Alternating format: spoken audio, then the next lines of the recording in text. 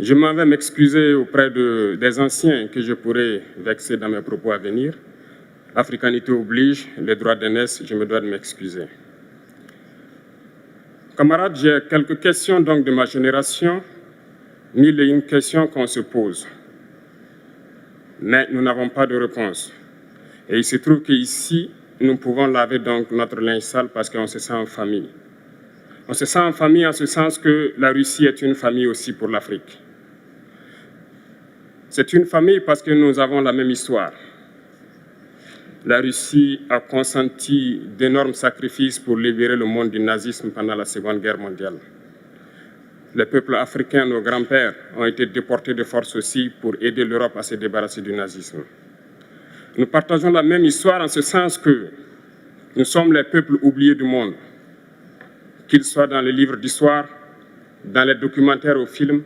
On tend donc à balayer le rôle prépondérant qu'a joué la Russie et de l'Afrique dans cette lutte contre le nazisme. Nous sommes ensemble parce que, actuellement, nous sommes là pour parler de l'avenir de nos peuples, de ce qui va advenir demain, de ce monde libre auquel nous aspirons, de ce monde sans ingérence dans nos affaires internes.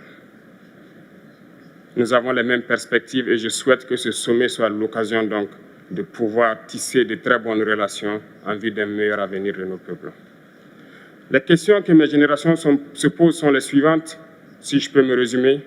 C'est de ne pas comprendre comment l'Afrique, avec tant de richesses sous notre sol, avec une nature généreuse, de l'eau, du soleil en abondance, l'Afrique est aujourd'hui le continent le plus pauvre. L'Afrique est un continent affamé. Et comment se fait-il que les chefs d'État traversent donc le monde à mendier?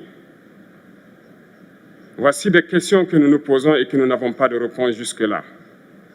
Nous avons l'occasion de tisser de nouvelles relations. Et j'espère que ces relations puissent être les meilleures pour donner un meilleur avenir à nos peuples.